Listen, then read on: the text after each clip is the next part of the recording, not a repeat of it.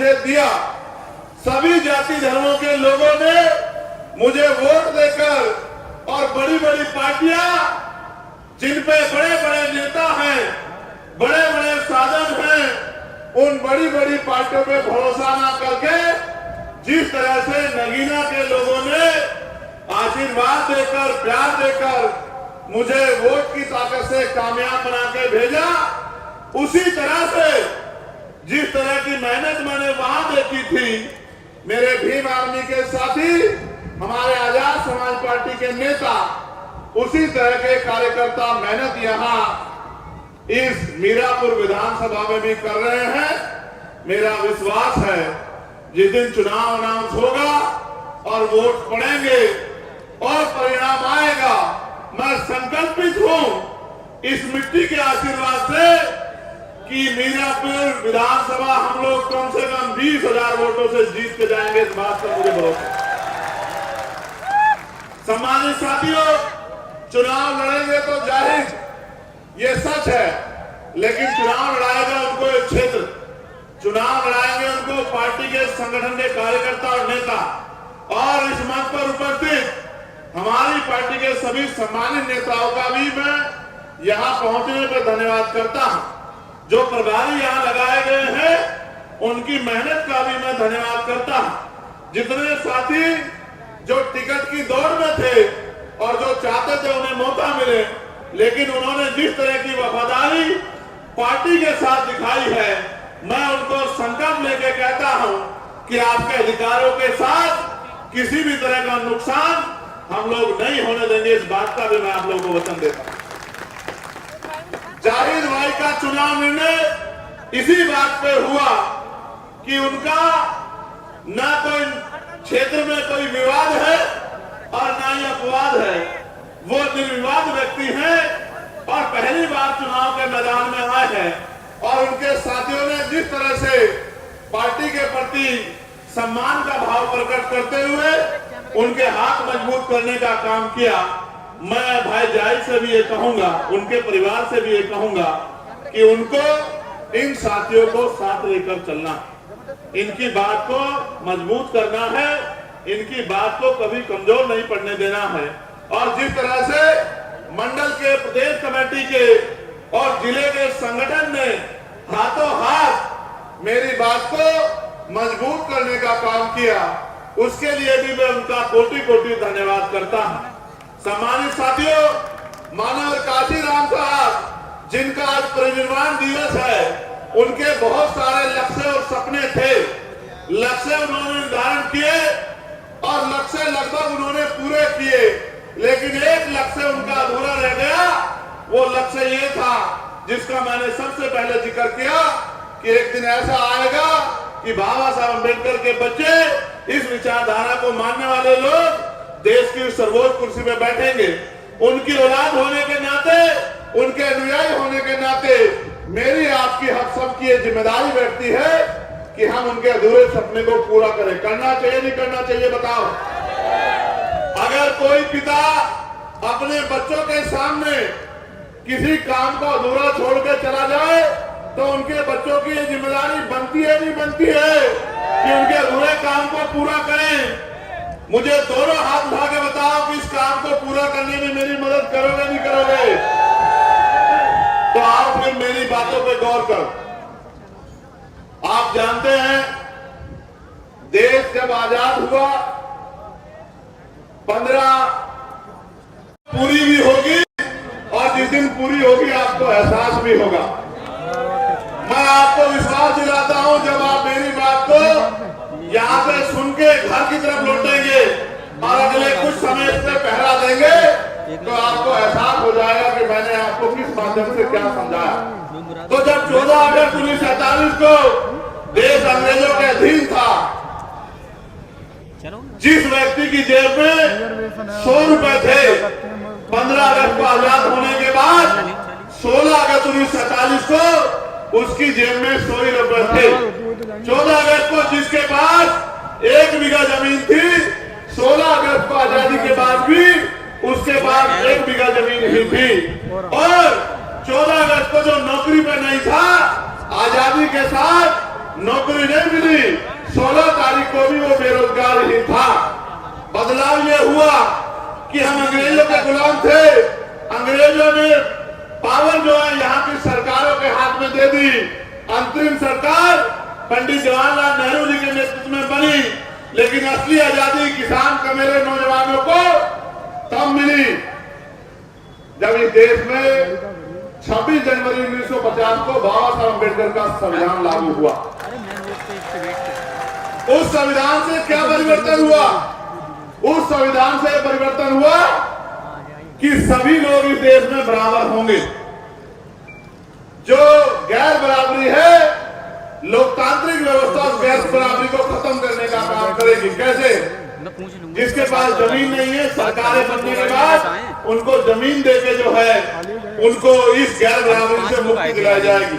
जो पढ़े लिखे लोग हैं उनको रोजगार दिलाने का काम किया जाएगा। जो नहीं पढ़े लिखे हैं उनको पढ़ाने का काम किया जाएगा। जिसके घर पे छत नहीं है उसको छत देने का काम किया जाएगा। जो जाति के आधार पर गैर बराबरी है, इसको संविधान 26 जनवरी 1950 को पहले दिन से खत्म करता है। आज के बाद जाति धर्म के आधार पे ऊंच नीच नहीं होगी, हर व्यक्ति बराबर होगा और कोई जाति धर्म के आधार पे किसी का अपमान नहीं कर पाएगा। उसी तरह से धर्म के आधार पर सब लोगों को बराबरी होगी, सब अपने धर्मों को मानेंगे, सब अपने धर्मों की पूजा और प्रार्थना अर्चना करेंगे। कोई किसी को धर्म के लिए बाध्य नहीं करेगा कि कोई किसी धर्म को माने या कोई किसी धर्म को न माने। ये सारी तरह की बराबरी, यानी कि इंसानों को बराबरी का अधिकार और इज्जत की जिंदगी और अधिकारों के साथ जीने का अधिकार 26 जनवरी 1950 को मिला। और जिम्मेदारी सौंपी गई सरकारों को कि सरकार अंतिम व्यक्ति की पीड़ा को सुनने का काम करेगी। लेकिन आप एहसास करके देखो, आजादी के 75 साल बाद हमें क्या मिला है? आज भी हजारों लोग ऐसे हैं या लाखों लोग ऐसे हैं जिनके सरों पे पक्की छत नहीं। मैं अभी दिशा कमेटी की मीटिंग में बिजनौर गया था। पिछली बार हमारे यहाँ 937 मकानों का लक्ष्य था, इस बार फिर अभी भी लक्ष्य है। मैंने बैठते ही ये कहा कि जिलाधिकारी महोदय, अगर मेरे लोकसभा क्षेत्र में एक भी घर ऐसा होगा जो कच्चा होगा, जिसके सर पे छत नहीं होगी, तो ये बिल्कुल किसी कीमत पे स्वीकार नहीं किया जाएगा। आप डाटा बनाइए, व्यवस्था कीजिए। मुझे प्राइम मिनिस्टर के पास जाना पड़ेगा, किसी और मिनिस्टर के पास जाना पड़ेगा, मैं जाऊंगा और कोशिश करूंगा जो वोट की ताकत जगीना के लोगों ने मुझे दी है, उस वोट से उनकी पीड़ा को हरने का काम करूंगा। तमाम डिपार्टमेंट के अधिकारी थे, मैंने उनसे भी कहा कि बिजली विभाग के जो कर्मचारी है, ये जो लूट मचेल मचा रखी है कि अगर 5000 का बिल होगा गरीब का तो उसका कनेक्शन काट दोगे, उसकी कुर्की डाल दोगे और पूंजीपतियों के लाखों करोड़ रुपए भाजपा की सरकार ने माफ किए हैं। इनको दिन के आगे कमजोर पड़ जाते हो और गरीबों को पीटने का काम करते हो। किसानों को बिजली का बिल न देने पर उनके कनेक्शन काटने का काम करते हो। मेरी लोकसभा क्षेत्र में अगर कोई कर्मचारी किसी गरीब को इस नियत से कि मुझे उससे कुछ पैसे लूटने हैं, ये लूट खसोट का काम करेगा तो उसको किसी कीमत पे बर्दाश्त नहीं किया जाएगा। ऐसे कर्मचारियों पे कार्रवाई करने का काम आपको करना पड़ेगा। और उन्होंने मुझे आश्वासन दिया कि सांसद साहब, मैं विश्वास दिलाता हूँ, एक भी घटना ऐसी पाई जाएगी तो उन पे कार्रवाई होगी। ये आपका क्षेत्र है। 75 साल बाद क्या मिला? पढ़े लिखे नौजवान बैठे हैं, बताओ नौकरी मिल रही है? मिल रही है? तो फिर सरकारें किस लिए? पढ़ी लिखी हमारी बेटियां परेशान हैं, हमारे बीएड के बीटीसी के बच्चे परेशान हैं, भर्तियां नहीं आ रही। 69,000 शिक्षक भर्ती में घोटाला हो गया।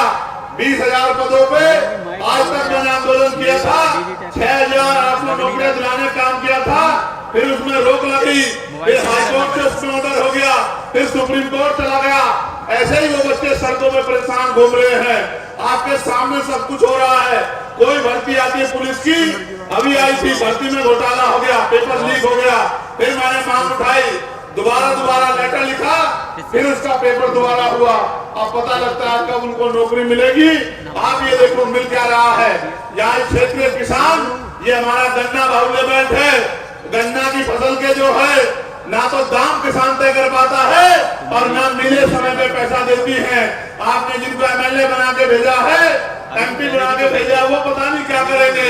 मैं आपको विश्वास दिलाता हूँ किसान भाइयों, अगर आपने मेरे हाथों को मजबूत किया और भाई जाहिद को जो है ताकत देने का काम करी, जो मिल पैसा नहीं देगी उस मिल पे ताला लगा दिया जाएगा जब तक आपके पैसे नहीं मिलेंगे। मेरी बात को याद रखना।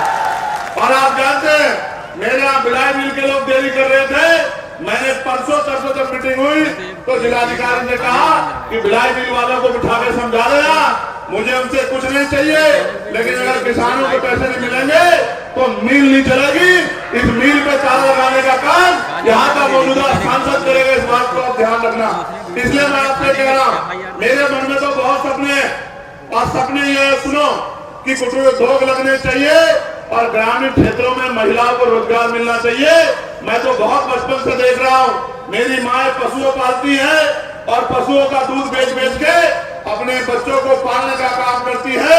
पूरी जिंदगी उनकी इसी में बीत जाती है, या वो कोयलों पे काम करती है, या वो भट्टों पे काम करती है, या फैक्ट्रियों में जाकर सर में ईंटें उठाती है। आज तक भी देश में महिलाओं को सम्मान की जिंदगी दिलाने का काम सरकारों ने नहीं किया।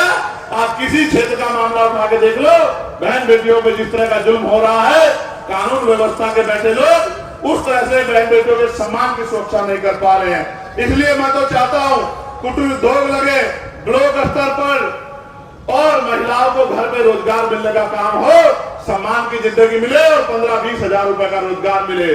और जो पढ़े लिखे नौजवान है उनको अगर सरकार नौकरी नहीं दे सकती तो जब तक वो बेरोजगार है बेरोजगारी भत्ता दिलाने का काम करे और साथ साथ इंडस्ट्रियल एरिया लग के उद्योग धंधे लग के हजारों नौजवानों को जिलों में नौकरी मिलने का काम हो। जिन माँ बाप ने अपना पेट काट के जो है उनको पढ़ाने का काम किया, इस उम्मीद से कल मेरी लाठी बढ़ेगा, उन माँ बाप को भी कुछ सुकून मिले। मैं तो गरीब परिवार से आता हूँ और हमारे नेता बैठे हैं, मैं कहूंगा कि वो गौर करें। ये आपकी जिंदगी का मामला है, बताना मैं झूठ तो नहीं बोल रहा हूँ।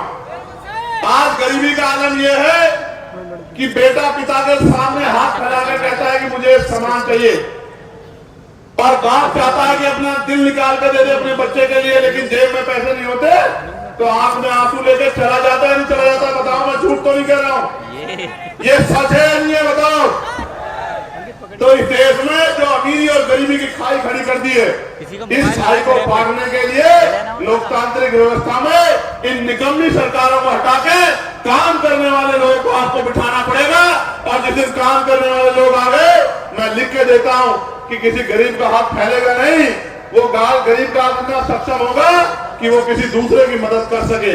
जो पॉलिसी हमारी मैंने पार्लियामेंट में भी उठाई, आपने सुना भी होगा, और मैं आपको कहता हूं, बताना किसने पॉलिसी दी है क्या, कि एजुकेशन पॉलिसी ऐसी होनी चाहिए कि चाहे प्राइम मिनिस्टर का बेटा हो या राष्ट्रपति का या मुख्यमंत्री का या केंद्रीय मंत्री का या स्टेट मिनिस्टरों का या डीएम का, एसएसपी का, सीओ का, दरोगा जी का या गांव के सरपंच का, जिला पंचायत का या आम मजदूर किसान का बेटा, सबकी पढ़ाई सरकारी स्कूल में होनी चाहिए। होनी चाहिए नहीं होनी चाहिए, बताओ क्यों होनी चाहिए? सुनो, अमीर तो पढ़ा देंगे प्राइवेट में, गरीब कहां पढ़ाएगा? कहां पढ़ाएगा? सरकारी में। और सरकारी में मास्टर कहां है? और पढ़ाई कहां हो रही है सरकारी में, आप बताओ।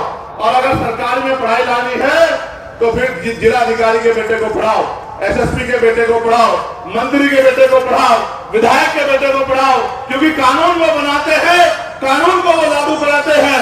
जब उनके बच्चों को अच्छी पढ़ाई मिलने की बारी आएगी तो गरीब किसान मजदूर के बच्चे को भी अच्छी पढ़ाई मिलेगी। और जो जेब कटाई होती है इस नाम पे प्राइवेट स्कूलों में, वो जेब कटाई बंद हो जाएगी। मैंने कहा पार्लियामेंट में कि हेल्थ पॉलिसी ऐसी होनी चाहिए कि गरीब को भी बेहतर से बेहतर इलाज मिलेगा। कैसे? अमीर तो प्राइवेट में चला जाएगा, गरीब कहां जाएगा? बताओ कहां जाएगा? तो मैंने कहा कि सरकारी अस्पताल में सुविधा तब आएंगी, डॉक्टर तब मिलेगा, मशीनें तब होंगी, टेस्ट तब होंगे, दवाइयां तब मिलेंगी जब जिलाधिकारी का बेटा, उप जिलाधिकारी का बेटा, बीडीओ का बेटा, सीडीओ का बेटा, जब विधायक का बेटा, मंत्री का बेटा, और खुद बीमार होने पे ये सब लोग, उनके परिवार के लोग, और मुख्यमंत्री हो, उप मुख्यमंत्री हो या मिनिस्टर हो या प्रमुख सचिव हो या डीजीपी हो, जितने भी अधिकारी कर्मचारी हैं, जितने नेता हैं, संवैधानिक पदों पर सरकारी मान्यता लेते हैं, गांव के सरपंच से लेके और राष्ट्रपति तक सबका इलाज सरकारी अस्पताल में होना चाहिए। जब एक बेड पे किसान लेटा होगा और दूसरे बेड पे जिले के जिलाधिकारी लेटे होंगे या एसएसपी लेटे होंगे, बताओ अच्छा इलाज होगा नहीं होगा? आप बताओ होगा नहीं होगा? बताओ। और आज जो प्राइवेट में जाके जेब कटाई होती है, बंद होगी नहीं होगी? आपके जीवन में बदलाव होगा नहीं होगा? तो मैं तो कोशिश करता कि ऐसी पॉलिसियां बने। मैंने एक मांग उठाई थी 29 जुलाई को, आप ऑन रिकॉर्ड पढ़ लेना कि पार्लियामेंट में जाने के बाद हमने क्या प्रयास किए हैं। मैंने मांग उठाई थी कि न्यूनतम वेतन 700 रुपए होना चाहिए। 300-400 रुपए की मजदूरी में गरीब अपने बच्चों का पेट नहीं पाल सकता, महंगाई इतनी बढ़ गई है। तो सरकार को न्यूनतम मजदूरी जो है। साथियों, जैसा कि आपको पता है, बी मिशन टीवी हमेशा ग्राउंड जीरो की रिपोर्ट आपके बीच रखता है। अगर आपको हमारा काम पसंद आता है तो बी मिशन टीवी को आर्थिक मदद करें, जिससे कि हम यूं ही निरंतर ग्राउंड लेवल पर काम करते रहें। स्क्रीन पर दिख रहे QR कोड को स्कैन करें और अपने दान की राशि बी मिशन टीवी के खाते में भेजें। QR कोड के अलावा आप हमारी UPI ID bmissiontv@ybl पर भी मदद भेज सकते हैं।